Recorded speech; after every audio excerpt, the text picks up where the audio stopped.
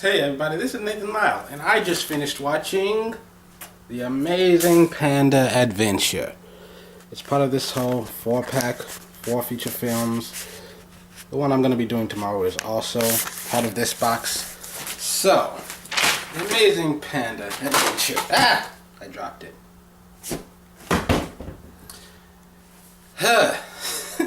So, this movie was one of my favorites back in the day. It came out in like 95 when I was a child. And now watching it as I'm getting older, the first biggest difference I noticed, first of all, now that I know what good acting is, I realize this movie does not have it. Second of all, this kid is a dick. Okay, the story is about this kid, he lives with his mom and whatever, but then his dad is over in China working at a panda rescue facility, and so his dad sends him tickets, and so he flies over to China to meet with him, and then he ends up being stranded in the wilderness with a girl his age and a baby panda, and they're trying to bring it back to safety, and so a lot of stuff happens, and this kid's kind of a dick. He's very chauvinistic. He's a misogynist by nature, and literally one of the lines he actually said in the story is like, "Hey, I'm an American. I know what I'm doing." On behalf of all Americans, that's not what most of us are like.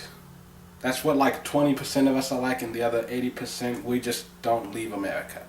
But for some reason, you know what? I think I got those numbers wrong. That is what like 80% of us are like. But to be fair, we're Americans, so we're better than you, obviously. Anyways, this has gone way off track already. I could turn it off and start over again, but I won't. So, it's fun to watch. I found it harder to sit through than I normally would. Most of the time, like, the sign of a great movie is that, for me personally, I never stop to wonder how long until it's over. I stopped to wonder that like twice. This movie feels longer than it did when I watched it as a kid. It felt like it was taking forever, and it's not even that long of a movie. And so, like, it's definitely more meant for children, and it's definitely more of a like nature like type thing for like, oh, save the pandas, please. It's like more like a National Geographic feature film kind of type thing. And it's more about, oh, just watch this cute, adorable baby panda, and you'll love it. But if you pay attention to the kid, every word that comes out of his mouth just makes me want to punch him a little bit harder with my foot in the face. So, yeah, there's that. There are some great moments in the movies. There is some very heartwarming things. There are some points where it's just right in the feels. There is some hilarity from time to time. It's full of those classic overused gags, like the fact that you have 2 bumbling idiots as the main villains, because there are these 2 poachers trying to kidnap the baby panda, and they just keep screwing shit up. And of course, you got the girl who, whenever she's in danger, instead of actually doing something about it, she just stands there and screams at the top of her lungs, waiting for someone to save her.